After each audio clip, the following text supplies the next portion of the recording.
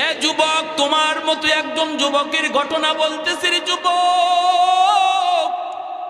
তুমি তো মনে করো রাতের অন্ধকারে আমি চুরি করলাম, রাতের অন্ধকারে জিনা করলাম, রাতের অন্ধকারে আমি অন্যায় করেছি, কে দেখবে? কেউ দেখে নাই। আমাকে কে পায়? আমাকে কে পায়? না না না, কেউ না দেখলেও দেখে আল্লাহ, কেউ না শুনলেও শুনে আল্লাহ। ওই যুবক সে কয় না আমি যাব না, যাব না, যাব না। সন্ধ্যার সময় ওই বৃদ্ধ মানুষটার খুঁজে তার দুইটা সন্তান বাগানের মধ্যে আসলো। বাগানের ভিতরে আইসা ঢুকলো, ঢুকেই দেখি বাবার লাশ পড়া, আর বাবার লাশের পাশে একটা যুবক দাঁড়ায় আছে। আর দেখা যায় পাশে আর একটা উট বাপ তাদের বাগানের ওই জমিতে মরে পড়ে আছে। এই দুই সন্তান বাবার লাশ দেখে কান্না শুরু করলো, হায় আমার আব্বারে কে মারলো, আমাদের আব্বারে কে মারলো, আমাদের আব্বার মাথা থেকে রক্ত পড়তেছে, কে আব্বাকে খুন করলো, কে খুন করলো। এই বইলা দুই ভাই চিৎকার করে। ওই অবস্থায় ওই যুবক কাছে যায় বলতেছে, ভাই রে ভাই, আমি হলাম তোমাদের বাবার খুনি, আমি অপরাধ করেছি, আমি যাই না বুঝে করি নাই, বুঝে শুনে করি নাই, ভুলবশত হয়ে গেছে। এ ভাই একটু খেয়াল করে শোনো, আমার উটটাকে ইনি মারছে, ইনিও জানে না উটটা মরে যাবে, আর আমিও বুঝি নাই ইনি মেরে মরে যাবে। একটা ঘুষি দিছিলাম মনের গুসায়, কিন্তু মাটিতে পড়ে গেছে, মাথাটা পাথরের মধ্যে আঘাত লাগলো, রক্ত বের হয়ে উনি মারা গেল। এ বাপ ভাই ভালো করে শোনো, আমি ইচ্ছা করে মারি নাই, ইচ্ছা করে খুন করি নাই, কিন্তু এরপরও তো খুন হয়ে গেছে, এরপরও তো খুন হয়ে গেছে। চলো আমাকে তোমরা আর এখন খুন কইরো না, যদি তোমরা আমারে মারো তাহলে তোমরাও খুনি হয়ে যাবা। আমি আমার খুন নিজে নিজে স্বীকার করতেছি রে ভাই, চলো আমরা মদিনায় যাই, ওমর ফারুক রাদিয়াল্লাহু তাআলা আনহুর আদালতে যাই, খলিফাতুল মুসলিমিন ওমরের আদালতে আমার যা বিচার হবে আমি মেনে নিব, যা শাস্তি হবে আমি মেনে নিব। তিনজন তারা মদিনায় চলে আসলো। এ যুবক একটু বলো তো দেখি, ওই যুবক যদি খুন কইরা এখান থেকে পালায়া যাইতো, কেউ তারে পাইতো নি? পাইতো কেউ খুঁজেও পাইতো না, কেউ জানতো না। এই দুই সন্তান আইসা খবরও পাইতো না কে তাদের বাবাকে মারলো, কিন্তু যুবক যায় নাই শুধু কার ভয়ে? আর একটু জোরে কার ভয়ে? যদি সমাজে প্রতিটা মানুষের অন্তরে এই ভয় জাগ্রত হয়, বিশেষ করে যুব সমাজের অন্তরে যদি এই ভয় জাগ্রত হয়, তাহলে মানুষের চোখে ফাঁকি দিয়েও কোনো যুবক কোনোদিন খুন খারাপি করবে না। আওয়াজ দেয়া বলেন ঠিক কিনা? বাপ মার চোখে ফাঁকি দিয়েও কোনোদিন যুবক অন্যায় করবে না, কারণ সে চিন্তা করবে আব্বার চোখে ফাঁকি দিলাম, মায়ের চোখে ফাঁকি দিলাম, ওস্তাদের চোখে ফাঁকি দিলাম, কিন্তু মালিককে ফাঁকি দিব কেমন করে, আল্লাহর চোখ ফাঁকি দিব কেমন করে? এই কথাটা ভাবলে কোনো যুবক কোনোদিন আড়ালে ও অন্যায় করবে না। মদিনার আদালতে তিনজন হাজির। ওমর ফারুক রাদিয়াল্লাহু তাআলা আনহু, তিনি হলেন মদিনার শাসক। বলুন তো ওমর নরম নাকি গরম?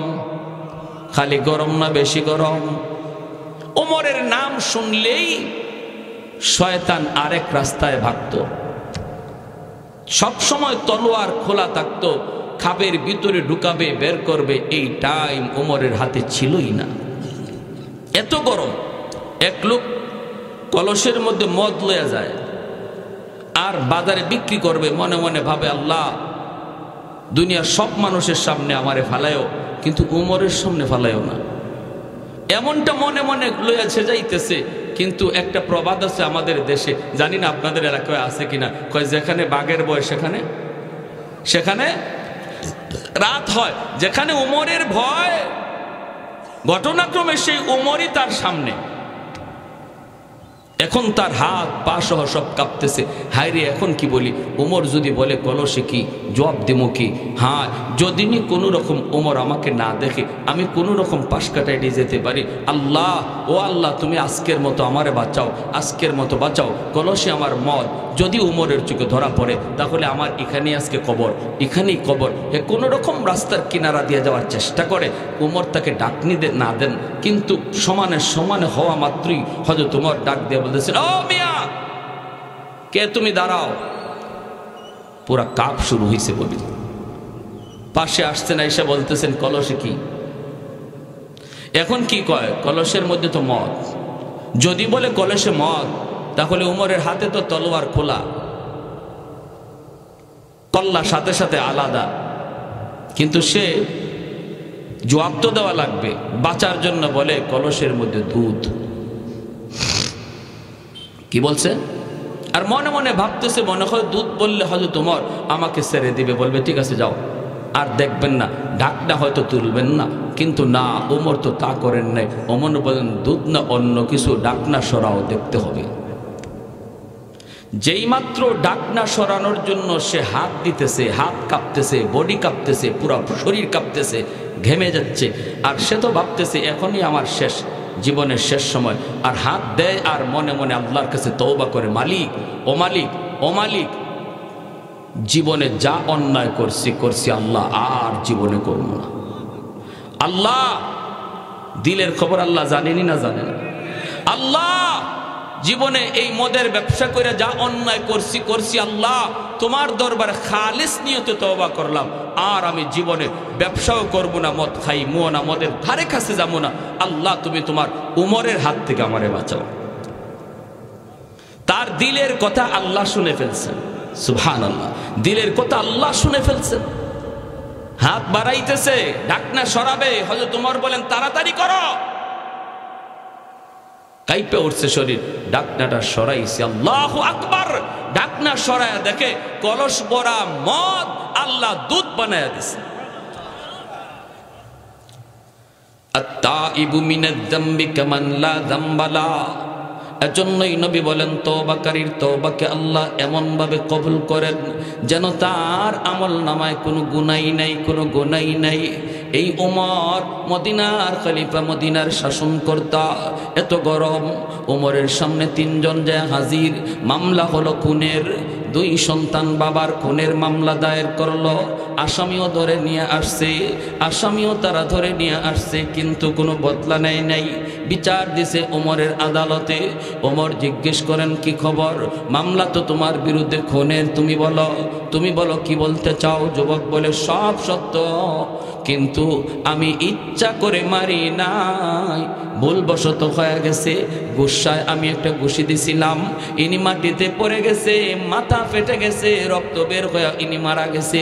আমি মারবার নিয়তে ঘুষি দেই নাই, গুসা করে আমি আঘাত করেছিলাম, কারণ উনি আমার ওটটাকে মারছে। হযরত ওমর ডাক দিয়া বলেন, বাবা ভালো করে শোনো, যত তুমি ইচ্ছা অনিচ্ছায় বলো না কেন, খুন তো হয়ে গেছে, মানুষ তো মারা গেছে। খুনের বদলা হলো খুন, জানের বদলা হলো জান। ইসলামী আদালতের বিধান হলো জানের বদলা জান, জানের বদলা জান, যেটাকে বলে কিসাস। ওয়ালাকুম ফিল কিসাসি হায়াতুন ইয়া উলিল আলবাব। আল্লাহ পাক রব্বুল আলামিন কয়, জ্ঞানীদের জন্য আমি আল্লাহ কিসাসের মধ্যে জীবন রেখে দিয়েছি।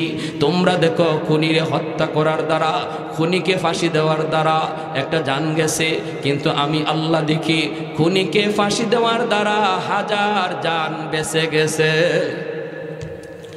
আল্লাহ বলে তোমরা দেখো একটা জান গেছে, কিন্তু আমি দেখি হাজার জান বেঁচে গেছে। কারণ ও যদি জীবিত থাকতো আরো খুন করত, আর একটা খুনিরে ফাঁসি দেওয়ার দ্বারা আরো 10টা জান বেঁচে যায়। মানুষ খুন করে না, ভয় পায়, কয় খুন করলে নিজেরও আবার খুন হতে হয়। খুন যদি করি আমি ইসলামী আদালতের বিচার থেকে বাঁচবো না, আমাকেও শলিতে চড়াবে, আমাকেও ফাঁসি দিবে, আমাকেও গুলি করবে, আমাকেও হত্যা করা হবে। এই ভয়ে কেউ কাউকে খুন করবে না। আজ যদি খুনির বিচার বাংলাদেশের বাইতুল মুকাররমের গেইটে জুম্মার দিন খুনির যদি বিচার করা হইতো ফাঁসি দিয়া, বাংলার মানুষ যদি সেটা স্বচক্ষে দেখত খুনের বিচার করা হইতেছে ফাঁসিতে ঝুলাইয়া, তাহলে আরো হাজার খুনি সাথে সাথে তারা সতর্ক হয়ে যাইত। আওয়াজ দেয়া বলেন ঠিক কিনা? এই কথাটাই আল্লাহ পাক রব্বুল আলামিন বলেছেন। হযরত ওমর বলেন, যুবক রেডি হয়ে যাও, ইসলামী আদালতে তোমার বিচার হলো ফাঁসি, তোমার বিচার হলো ফাঁসি। এরে যুবক একটু বলো বলো, মনের শেষ কোনো ইচ্ছা আসেনি? তুমি বলো, তোমাকে সুযোগ দেওয়া হবে। তোমাকে ফাঁসিতে ঝুলানোর আগে মনের কোনো শেষ ইচ্ছা যদি থাকে তুমি বলো, সেটা পূরণ করা হবে। এই কথা বলতেই যুবক বলতেছে, আমিরুল মুমিনিন খলিফাতুল মুসলিমিন, আমার মনের কোনো বড় আশা কিছু নাই। আমি আল্লাহর আদালতে খুনি হতে চাই না। দুনিয়ার আদালতে আমাকে যদি ফাঁসি করে দেন, ফাঁসিতে ঝুলায় দেন, হাসি মুখে আমি বিচার মেনে নেব, তবু আল্লাহর আদালতে আমি বাঁচতে চাই, বাঁচতে চাই। এই বইরা যুবক রেডি হয়ে গেছে। তখন যুবক বলতেছে, ওগো আল্লাহর নবীর সাহাবী, আমার একটা মনের ইচ্ছা আছে, একটা মনের ইচ্ছা আছে, শেষ ইচ্ছা। কোন শেষ ইচ্ছা একটু বলো। যুবক বলে, আমার বাড়ি মদিনা থেকে প্রায় 300 মাইল দূর, 350 মাইল দূর। আমার বাড়ির পাশে একটা বাজার, এই বাজারের একজন ব্যবসায়ী ছিল ইহুদি। ওই ইহুদি ব্যবসায়ীর কাছ থেকে আমি কিছু মাল বাকিতে আনছিলাম, মালের টাকা পরিশোধ করতে পারি নাই। এই অবস্থায় আমি আপনার আদালতে খুনির আসামি। যদি ওই হালতে আমাকে ফাঁসি দেওয়া হয় আর ওই ইহুদির বাকি টাকা পরিশোধ করা না হয়, তার ঋণ যদি পরিশোধ করা না হয়, তাহলে ইহুদি বলবে মুসলমান জাতটাই খারাপ, মুসলমান জাতটাই খারাপ, আমার কারণে মুসলিম জাতি তুইলা গালি দিবে। ওগো আমিরুল মুমিনিন, একটু অনুমতি যদি দেন, আমি দ্রুত বেগে বাড়ি যাব, আর যাইয়াই তার ঋণটা পরিশোধ করে আবার দ্রুত মদিনায় চলে আসব। এজন্য রে ভাই মনে রাখবা, মানুষের হক নষ্ট কইরা কবরে গিয়া নামাজ লইয়াও জান্নাত পাওয়া যাবে না। মানুষের হক নষ্ট কইরা 10টা 20টা হজ লইয়াও জান্নাত পাওয়া যাবে না। প্রতিবেশীর হক, ছোট ভাইয়ের হক, বোনের হক মাইরা, ভাতিজার হক মাইরা যারা কবরে যাইবা, তোমার জীবনের নামাজ রোজা হজ যাকাত লইয়াও জান্নাত পাওয়া যাবে না যদি মানুষের হক মরার আগে পরিশোধ না করো। কারণ এটা হকুল ইবাদ। আল্লাহ হকুল ইবাদের ব্যাপারে কোনো সিদ্ধান্ত দিবেন না। আল্লাহ তার হকের ব্যাপারে তিনি সিদ্ধান্ত জানাবেন। বান্দা তোর এক ওয়াক্ত নামাজ কাজা হয়েছে নে আমি মাফ করে দিলাম, বান্দা একটা রোজা তোর কাজা হয়েছে নে মাফ করে দিলাম, কিন্তু অমুকের টাকা মারছ, অমুকের জমি তুমি দখল করে নিয়ে আসছ, এই ব্যাপারে আমি আল্লাহ কিছু জানি না, এটা তার মামলা, তুমি তার কাছ থেকে মামলার রায় নাও। মার হক নষ্ট করেছ, মার সেবা করো নাই। বাবার হক নষ্ট করেছ, বাবার সেবা করো নাই। ছোট ভাইয়ের সম্পদ তুমি আত্মসাৎ করেছ, আমি আল্লাহ এই ব্যাপারে কিছু জানি না। বান্দা তোর হজ, তোর নামাজ, তোর রোজা, তোর কোরআন তেলাওয়াত, তোর জিকির, এগুলাই কয় তুই জান্নাতে যাইবি, তোর জান্নাতে যাওয়ারই কথা, কিন্তু ওই মামলাগুলি আগে তুই ডিসমিস কর। মানুষের মামলাগুলি ডিসমিস কইরা নামাজ লইয়া তুই জান্নাতে যা। মানুষের মামলা ডিসমিস কইরা তুই তোর হজ লইয়া জান্নাতে যা। মানুষের মামলা ডিসমিস কইরা তুই তোর তাসবিহ তাহলিল লইয়া জান্নাতে যা। কিন্তু ওই দিন হাসরের ময়দানে কেউ কাউকে মাপ দিবে না। মা সন্তানকে মাপ দিবে না, বাবা সন্তানকে মাপ দিবে না, ছোট ভাই বড় ভাইকে মাপ দিবে না। কেমন করে মাপ দিবে?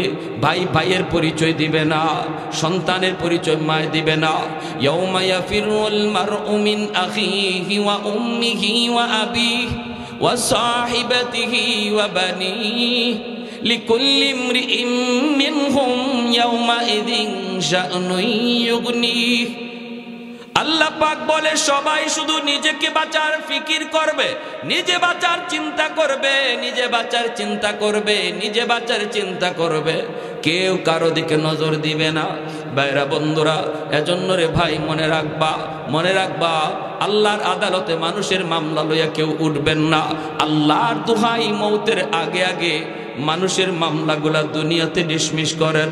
যুবক বলতেছে, ওগো আমিরুল মুমিনিন, একটু অনুমতি যদি দিতেন, আমি দ্রুত বাড়ি যাব, যাইয়াই তার হকটা আমি পরিশোধ করব, ঋণটা পরিশোধ করে আমি দ্রুত চলে আসব, দেরি করব না বিন্দু। হযরত আমিরুল মুমিনিন ওমর ফারুক রাদিয়াল্লাহু তাআলা আনহু বলতেছেন, এ যুবক, তুমি এমন কি বললা? এই কথা কেমন করে আমরা বিশ্বাস করব? তুমি বাড়িতে যাইবা, আবার বাড়ি থেকে ফিরে আইবা ফাঁসিতে ঝুলার জন্য, এটা কে বিশ্বাস করবে? বাড়িতে গেলে পরে তোমারে ধইরা আনবে কে? এখানে তোমার বাপ থাকবে, মা থাকবে, তোমার আত্মীয় স্বজন সব থাকবে, তাদের সাথে মোকাবেলা করবে কে? বাড়ি যাওয়ার পর আবার ফাঁসির আসামি ফিরে আয়, এমন কোনো নজির তো নাই। না যুবক, এই প্রস্তাব মানা যায় না, এটা মানা সম্ভব না। তোমার সাথে আমি যে আমার কিছু ফৌজ দিয়ে দিব, এটাও সম্ভব না। কারণ ফৌজ যারা ছিল, সৈন্য যারা ছিল, তারা যুদ্ধের ময়দানে, মুজাহিদরা তারা যুদ্ধের ময়দানে, একা একা তোমাকে দিতেও পারি না, আবার সঙ্গে মানুষ দেওয়ার মতো লোক মদিনায় নাই। অতএব এই প্রস্তাব কোনোদিন গ্রাহ্য হবে না। যুবক ডাক দিয়া কয়, গো আল্লাহর ওলি, তাহলে আমি রেডি, আমাকে ফাঁসিতে ঝুলায় দেন। আমিরুল মুমিনিন হযরত ওমর ডাক দিয়া বলতেছে, যুবক, একটু সুযোগ তোমাকে দিলাম, বলো মদিনায় তোমার কোনো আপন বলতে কেউ আছে কিনা? মদিনায় তোমার বন্ধু বান্ধব বলতে কেউ আছে কিনা, যারে তুমি নিজের পক্ষ থেকে জামিন রেখে যাইবা? জামিন যদি তুমি ফিরে না আসো, তোমার বদলা যে জামিন হবে তারে আমরা ফাঁসিতে ঝুলাবো। শুধু একটা সুযোগ আছে রে যুবক, একটা সুযোগ শুধু আছে, দেখো তোমার পক্ষে কেউ জামিন হবে কিনা। এমনি যুবক, আল্লাহর নবীর সাহাবী, ওগো নবীর সাহাবী, এটা কেমন করে সম্ভব? মদিনায় আমার আপন বলতে কেউ নাই, আত্মীয় স্বজন বলতে কেউ নাই, বন্ধু বান্ধব মদিনায় আমার কেউ নাই, অতএব আমার পক্ষে কেউ জামিন হবে না, কেউ আমার পক্ষে জামিন হবে না। অতএব আমি রেডি, আমাকে ফাঁসিতে ঝুলায় দেন। শুধু মৃত্যুর পর আমার দেহটাকে আমার মার কাছে পৌঁছায় দিন, আমার দেহটা আমার আব্বার কাছে পৌঁছায় দিন। আমার বাপ মার আর কোনো সন্তান নাই, আমি আমার মার গর্ভে একমাত্র সন্তান। মৃত্যুর সময় মাকে খবরটাও আমি দিতে পারলাম না, আমার লাশটা শুধু বাড়িতে পাঠায় দিয়েন। ভাইরা, এই বইলা যুবক সামনের দিকে আগাইতেছে, ফাঁসিতে ঝুলবে। হঠাৎ করে মদিনার এই বিচারকের হাউস থেকে একজন সাহাবী হাত উঠে বলতেছে, ডাক দেয়া বলতেছে, আমিরুল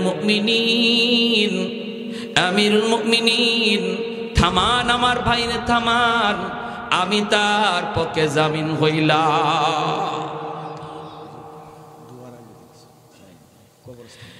আমিরুল মুমিনিন, আমি আমার ভাইয়ের পক্ষে জামিন হলাম। জামিন কে? সেই সাহাবী যিনি জামিন হতে চায়। এই যুবকের সাথে তার কিসের সম্পর্ক? মদিনার মানুষ সবাই অবাক। ইনি কে?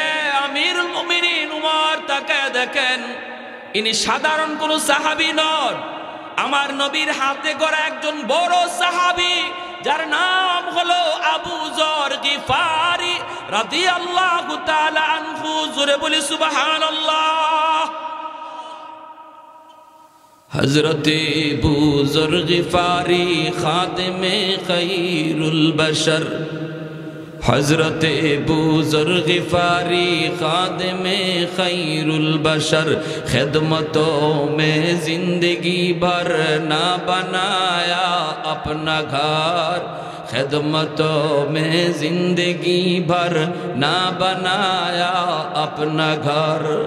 সেই আবু যর গিফারি রাদিয়াল্লাহু তাআলা আনহু যখন এই প্রস্তাব দিয়া বসলেন, আমিরুল মুমিনিন হযরত ওমর ডাক দিয়া বলে, আবু যর কেমন করে তুমি এই প্রস্তাব দিলা? ও আবু যর, তুমি কি কোনো গ্যারান্টি দিতে পারবা যুবক আসবে কি আসবে না? এই যুবকের সাথে তোমার কিসের সম্পর্ক? আবু যর গিফারি তখন বলতেছে, নগো আমিরুল মুমিনিন, যুবকের সাথে আমার কোনো রক্তের সম্পর্ক নাই, রক্তের কোনো সম্পর্ক নাই, কিন্তু মায়ার নবী দয়ার নবী রওজার দিকে আঙ্গুল দিয়া বলতেছেন, ওই রওজাওয়ালার পবিত্র জবানে আমি বহুবার শুনছি, মুসলমান মুসলমানের ভাই, অতএব মুসলমানের সাথে মুসলমানের সম্পর্ক ঈমানের সম্পর্ক। আমার এই ভাইয়ের সাথে রক্তের সম্পর্ক নাই, কিন্তু সম্পর্ক আছে ঈমানের সম্পর্ক। আর নবী বলছেন রক্তের সম্পর্কের চেয়ে ঈমানের সম্পর্ক বেশি গভীর। রক্তের সম্পর্কের চেয়েও ঈমানের সম্পর্ক বেশি গভীর। এজন্য আমি রাজি, আমার ভাইকে তার ঋণ পরিশোধ করতে পাঠায় দেন। যদি সে টাইম মতো না আসে, হাসি মুখে আমি ফাঁসিতে ঝুলব। আল্লাহু আকবার। মদিনার মানুষ সব অবাক হয়ে গেল, নিস্তব্ধ হয়ে গেল, পুরা হাউস নিস্তব্ধ হয়ে গেল। এইবার আমিরুল মুমিনিন হযরত ওমর ডাক দিয়া বলতেছেন, যুবক যাও, তোমার জামিন পাওয়া গেল, যাও, তোমাকে একটা দ্রুতগামী ঘোড়া দেওয়া হলো, এই ঘোড়া দৌড়ায় তুমি দ্রুত যাইবা। আগামী মাসের পহেলা জুম্মা, আগামী মাসের প্রথম জুম্মা, এই জুম্মার আজানের আগে আগে তুমি মদিনায় পৌঁছবা। তোমাকে দেওয়া হলো টাইম, যাও, তুমি যাও, সময় টাইমটা দিয়া দিলেন। যুবক দেরি করলো না, তাড়াতাড়ি করে ঘোড়ার পিঠে ওইটা যুবক রওনা দিয়া দিল বাড়ির দিকে। দ্রুত বেগে যুবক বাড়িতে যায় বসলো, পয়সাই মার কাছে গেল, বাবার কাছে গেল, যাইয়া কথা নাই কম কথা, অল্প সময়ের ভিতরে যুবক বাজারে গেল, যাইয়া ইহুদির এই ঋণটা পরিশোধ করলো। বাইরে তোমার ঋণগুলি নেও, তোমার ঋণগুলি নেও। এরপরে দ্রুত আবার মার কাছে আসলো, বাবার কাছে আসলো। মায় জিগায়, বাবা কি হয়েছে বল, মনটা এত পেরেশান কেন, চেহারাটার মধ্যে এত আতঙ্ক কেন? যুবক বলতেছি, মা গো, ও মা, মা আমাকে জীবনের শেষ বিদায়টা দিয়ে দাও, শেষ বিদায় আমাকে দিয়ে দাও। আব্বা আমাকে জীবনের শেষ বিদায়টা দিয়ে দাও, আমি তোমাদের ঋণ শোধ করতে পারি নাই। মা দুধের দাবিটা তুমি রাখো না। বাবা আর জীবনে আব্বাকে ডাক দিতে পারবো না। মা জড়ায় ধরে কান্দে আর কই, বাবা কি হয়েছে বল বল বল। যুবক কান্দে আর কয়, মা মদিনার আদালতে আমার বিরুদ্ধে মামলা, তাও সাধারণ মামলা নয়, খুনের মামলা। তোমার সন্তান খুনি, রায় হয়ে গেছে মদিনার আদালতে, উমরের আদালতে আমার ফাঁসি। মা গো, আমি ইচ্ছা করে মারি নাই গো মা। মা তোমার সন্তান, তুমি তো জানো ইচ্ছা করে কাউকে খুন করতে পারে না। আমি তো তোমাদের সন্তান, আমি তো অন্যায় জীবনে কোনোদিন করি নাই গো মা। এই হলো ঘটনা, এই কারণে আজকে আমি মদিনার আদালতে খুনির আসামি, রায় হয়েছে ফাঁসি। আমাকে একটু সুযোগ দেওয়া হয়েছে। নবীর একজন সাহাবী জামিন হয়েছে গো মা, জামিন হয়েছে, যার সাথে আমার কোনো সম্পর্ক নাই, আমার কোনো রক্তের সম্পর্ক কিছুই নাই, কিছুই নাই। উনি আমার পক্ষে জামিন হওয়ায় আমি সুযোগ পেয়েছি ওই ইহুদির ঋণটা পরিশোধ করার জন্য। মা গো, আমাকে দেরি কইরো না। যদি আমি টাইম মতো পৌঁছতে না পারি, তাহলে আমার ওই ভাইকে ফাঁসি দেওয়া হবে। মা গো, বিদায় দাও। মা শেষবারের মতো সন্তানের কপালে চুমু খায়। দেখেন কেমন মা, কেমন বাবা। বাবাও কয় না, বাবা তুই আর যাইস না। মাও কয় না, বাবা তুই আর যাবি না। দেখি কে আসে তোরে নেওয়ার জন্য। এই ছিল নবীর যুগে, নবীর সাহাবায়ে কেরামের যুগে মানুষের অন্তরে আল্লাহর ভয়। নিজের জীবনের চিন্তা বড় নয়, দুনিয়ার বাঁচার কথা তারা বড় মনে করে না, আল্লাহর দরবারে বাঁচাটাকেই বড় মনে করে। দুনিয়ার মুক্তিটারে তারা বড় মনে করতেন না, আল্লাহর দরবারে মুক্তিটাকেই তারা বড় মনে করতেন। সর্বদা আল্লাহর কাছে মুক্তি পাওয়ার আশায় তারা হাঁটতেন। ভাইরা, মা বাবা দুজন রে কান্দাইয়া যুবক ঘোড়ার পিঠে সওয়ার হইয়া মদিনার দিকে রওনা দিয়ে দিল। রাস্তায় তার এই উটের জিনপুর, এই ঘোড়ার জিনপুষটা ভেঙ্গে গেল, একটু সময় লেগে গেল। এই দিকে টাইম কাটায় কাটায় দেওয়া হয়েছে।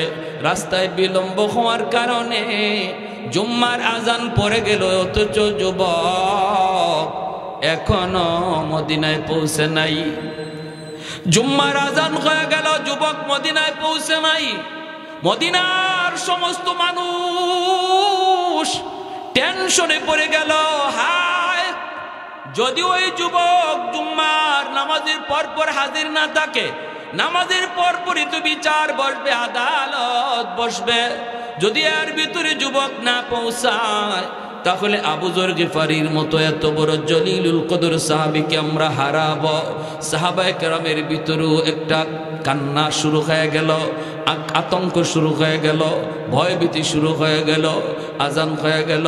আজান হওয়া মাত্রই হযরত ওমর একজন লোক পাঠিয়ে দিলেন, ফৌজ পাঠিয়ে দিলেন আবু যর গিফারির বাড়িতে।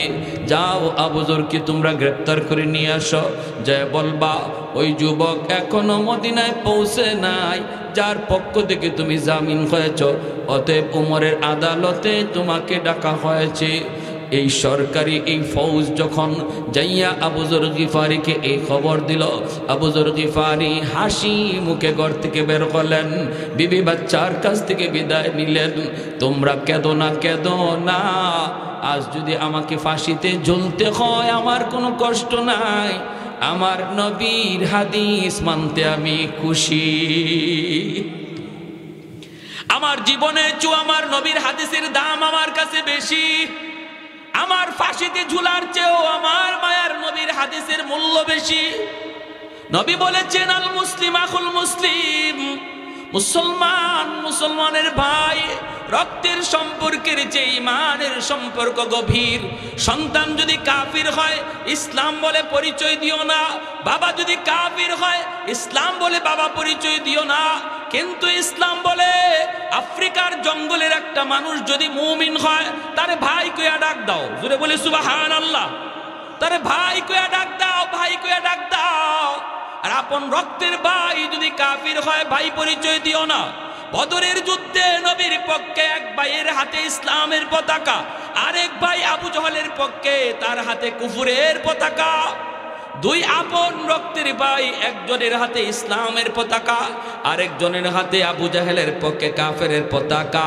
এই দুই ভাই বদরের যুদ্ধে তারা দুই দিক থেকে যুদ্ধে তারা লিপ্ত। আবু বকর সিদ্দিক আমার নবীর পক্ষে, আবু বকর সিদ্দিক রাদিয়াল্লাহু তাআলা আনহুর সন্তান আবু জাহেলের পক্ষে। বদরের ময়দান বাপ বেটার যুদ্ধ, ভাইয়ে ভাইয়ে যুদ্ধ, চাচা ভাতিজার যুদ্ধ। আমার নবী একদিকে, নবীর আপন চাচা হযরত আব্বাস রাদিয়াল্লাহু তাআলা আনহু, ইনি আবু জাহেলের পক্ষে। এজন্যই হযরত আবু বকর সিদ্দিক রাদিয়াল্লাহু তাআলা আনহুর সন্তান পরে যখন কালেমা পড়ে মুসলমান হয়েছেন, ইনি বলতেছেন, আব্বা বদরে তো আমি আপনার বিপক্ষে ছিলাম, আব্বা বদরের ময়দানে আপনি 3 বার আমার সামনে পড়ছেন, কিন্তু আমি তলোয়ার চালাই নাই। আবু বকর সিদ্দিক বলে, কেন তুই তলোয়ার চালাইলি না?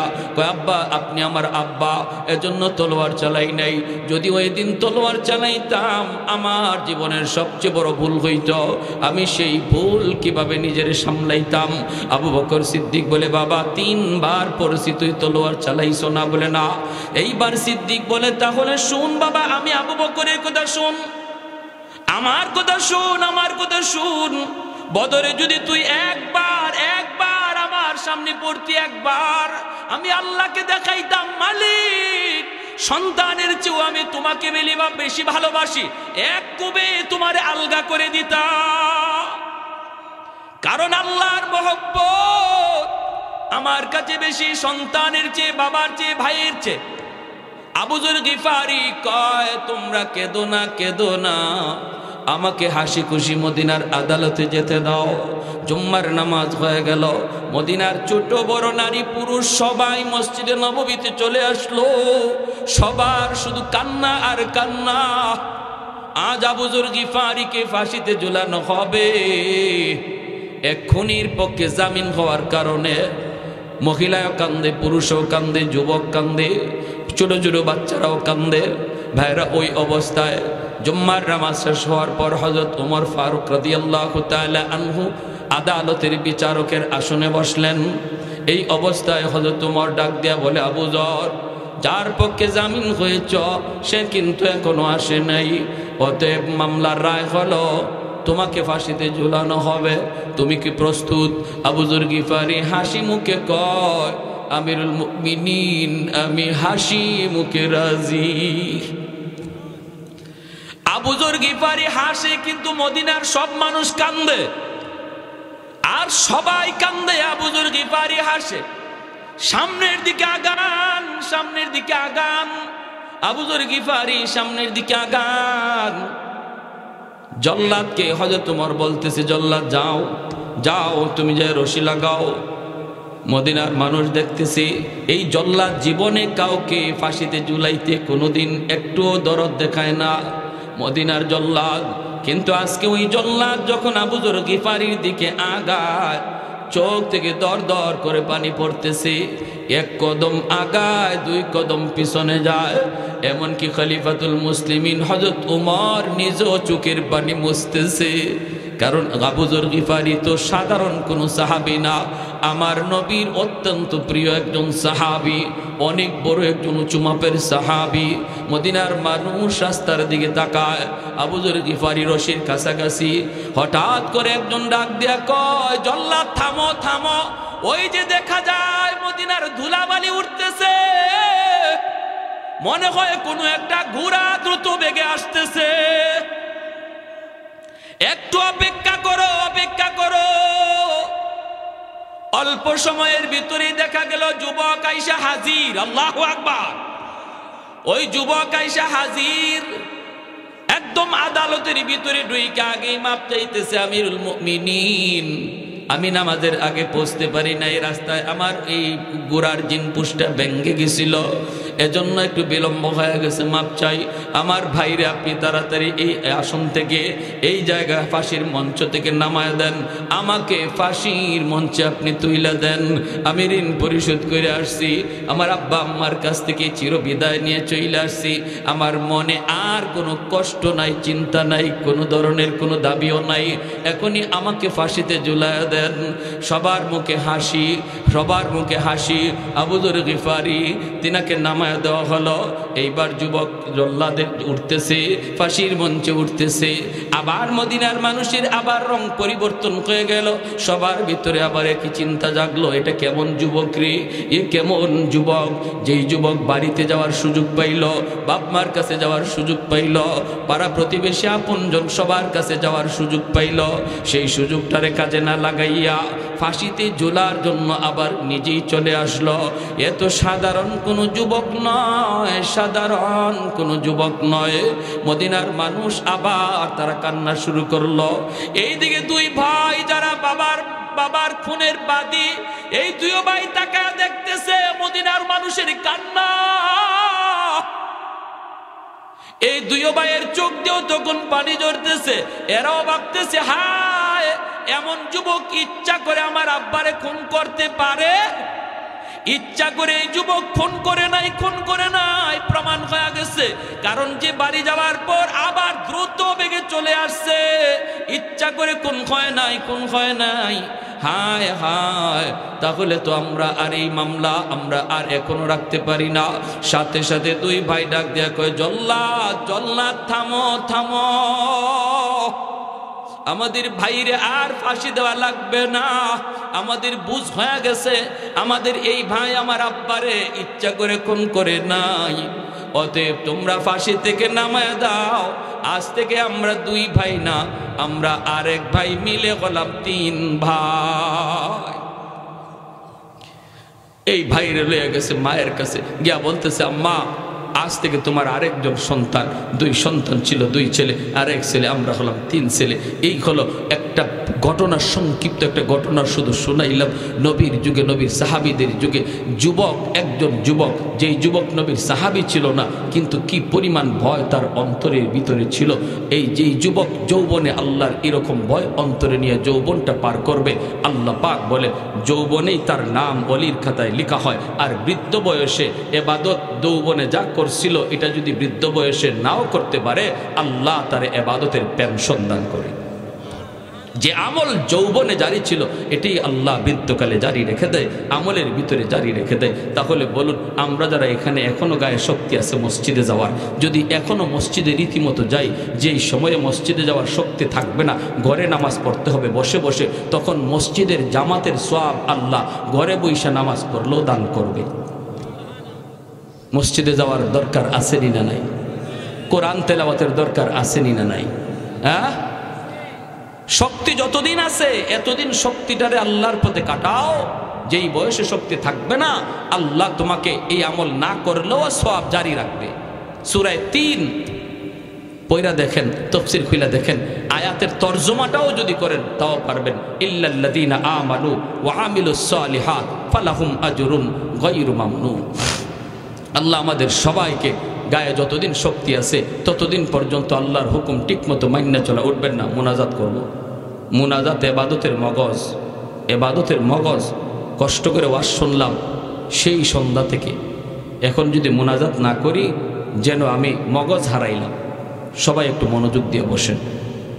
যা কিছু আমরা শুনলাম সেই সন্ধ্যা থেকে নিয়ে এই পর্যন্ত, আল্লাহ সবাইকে আমল করার তৌফিক দান করুন। যাদের গায়ে এখন শক্তি আছে, এই শক্তিটাকে আল্লাহর পথে আমরা লাগাই, আল্লাহর পথে কাজে লাগাই। যেই বয়সে শক্তি থাকবে না, আমি এই ইবাদতটা পেনশন পেয়ে যাব। আল্লাহ আমাদের সবাইকে কথাগুলো বুঝার এবং এর উপরে আমল করার তৌফিক দান করুন। বিশেষ করে যে যুব সমাজ আজকে এত সুন্দর আয়োজন করলো, এই যুবকগুলি তাদের গোটা যৌবন কালটাকে যেন আল্লাহর গোলামিতে কাটাইতে পারে, আল্লাহর মর্জি মোতাবিক যেন তারা চলতে পারে, সেই দোয়া আমরা তাদের জন্য করি।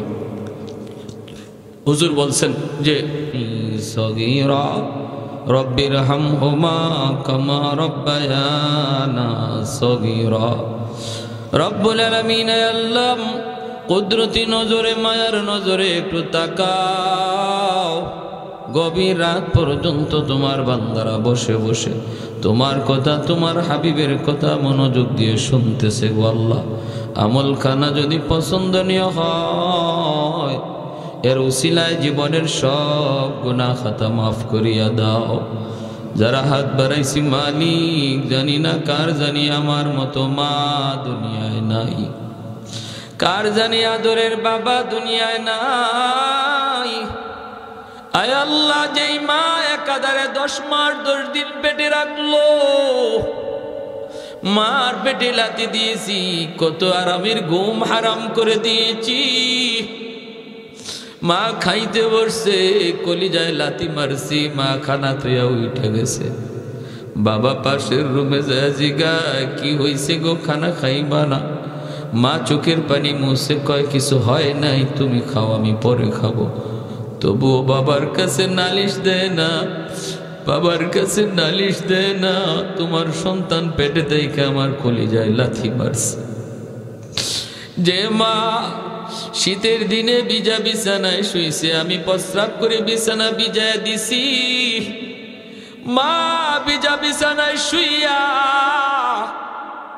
আমাকে বুকে রাইখা সারা রাত কাটায় দিছে গো আল্লাহ। আমি ঘর থেকে রাগ করে বের হয়ে গেছি, সবাই ঘুমায় পড়ছে, কিন্তু মা ঘুমায় না। পিছনের দরজা দিয়া গভীর রাতে আম্মা কইয়া ডাক দিতে দেরি হয়, মার দরজা খুলতে দেরি হয় না। মা গো, তুমি এখনো বুঝি ঘুমাও না? মা কয়, বাজান তোমারে বাহিরে রেখে আমি মা কেমনি ঘুমাই? এখনো সন্তান যদি শহর থেকে বাড়িতে আসার খবর দেয়, মা সন্তানের চেহারা না দেখা পর্যন্ত সারা রাত জায়গা থাকে। এমনও মারে তুমি কবরে মাইরো না, এমনও মারে তুমি আযাব দিও না। ও মালিক, সন্তান মার কবরের পাশ দিয়া চইলা যায়, মা রুটা ডাইকা ডাইকা কয় বাজার, কবরখানা দিকেও কি মার কথা ইয়াদ হয় না? কবরখানা দিকেও কি ইয়াদ হয় না? ইয়াদ হয় না। একবার সূরা ফাতিহা, 3 বার সূরা ইখলাস পড়ো বাবা, আল্লাহ তোমার মার কবরখানাকে জান্নাতের বাগান বানায় দিবে। বাবার কবরের পার দিয়ে কত ছেলে গান গায়ে চইলা যায়, দিনের বোঝ না থাকার কারণে। আয় আল্লাহ, যে যুবকগুলি কোরআনের পক্ষে থাকে, আল্লাহ তাদেরকে তুমি ওলির খাতায় নাম লিখা দিও। আল্লাহ তাদেরকে মালিক তাদের বাপ মার সেবা করার তৌফিক দিও। বাপ মা কবরে থাকলে কবরের পাশ দিয়া কোরআন তিলাওয়াত কইরা কইরা যাওয়ার তৌফিক দিও। ও মাওলা করিম, ধন্য মায়ের ধন্য সন্তান এই যুবকগুলি। কত যুবক গানের আয়োজন করে, খেলাধুলার আয়োজন করে, কিন্তু এই এলাকার যুবকগুলি মালিক তোমার কোরআনের মাহফিলের আয়োজন করেছে। আল্লাহ কিয়ামত পর্যন্ত যতদিন তাদের হায়াত রাখো, কোরআনের খাদেম বানায় রাখো। আল্লাহ, ইসলামের পক্ষে একজন সৈনিক তুমি বানায় রাখো। দুনিয়ার সমস্ত আফত বিপদ থেকে তাদেরকে হেফাজত কইরা। আয় আল্লাহ, ডাইনে বামে যত মুর্দেগান কবরে শুয়ে আছে গো আল্লাহ, কতজনের বাবা মা, কতজনের বড় ভাই, কতজনের দাদা দাদি, নানা নানি, কত মায়ার মানুষ নিজের হাতে তারা কবরে এখানে শুয়ে রাখছে। যারা একদিন এই রাস্তা দিয়ে হাঁটতো, এই ঘরে ঘুমাইতো, এই মসজিদে নামাজ পড়তো, তারা আজ কোথায় গেল, কোথায় রইল, কিভাবে রইল তুমি ছাড়া কেউ জানে না। এই মাহফিলের খাতিরে তাদের প্রত্যেকের কবরকে জান্নাতের বাগান বানায় দাও। আয় আল্লাহ, কবরে অশান্তি থাকলে অশান্তি দূর করে দাও। আয় আল্লাহ, এলাকার ভিতরে যত মুরব্বী আছে আল্লাহ তুমি তাদের হায়াতে বরকত দাও, যুবকগুলির হায়াতে বরকত দাও, সামনের জীবনের সমস্ত বাধা তুমি দূর করে দাও। আয় আল্লাহ, লেখাপড়ায় বরকত দাও, ব্যবসা বাণিজ্যে বরকত দাও, অসুস্থ যারা আছে আল্লাহ সুস্থ করে দাও। বাপ মা যাদের জীবিত হায়াতে বরকত দাও, সেবা করার তৌফিক দাও। যেই সন্তান বুঝে না, মারে কষ্ট দেয়, বাবারে কষ্ট দেয়, আল্লাহ তুমি তাকে সহি বুঝ দাও, বুঝ দাও। বাপ মার মন খুশি করার তৌফিক দাও। আয় আল্লাহ, আয় মাওলা, আমার মা বোনদেরকে মাফ করে দাও। এই এলাকার প্রতিটা মা বোনকে খাঁটি পর্দা নিশিন বানাও। আল্লাহ, কোরআন তেলাওয়াতকারিনী বানাও, ঘরে ঘরে হাফেজে কোরআন আলেমে দ্বীন কবুল করে নাও। আসল যারা সাহায্য সহযোগিতা করেছে গো আল্লাহ, তুমি প্রত্যেকের সাহায্যকে নাজাতের ওসিলা বানায় দাও। আগামী বছর এই কোরআনের মাহফিলে আমরা যারা আজ বসলাম, আগামী বছরও বসার, আয় আল্লাহ বসার জন্য নেক হায়াত সবাইকে বাড়ায় দাও। ওয়াসাল্লাল্লাহু তাআলা আলা খাইরি খালকিহি মুহাম্মদ ওয়া আলা আলিহি ওয়া আসহাবিহি আজমাইন। আমিন আমিন বিরহমাতিকা ইয়া আরহামার রাহিমিন।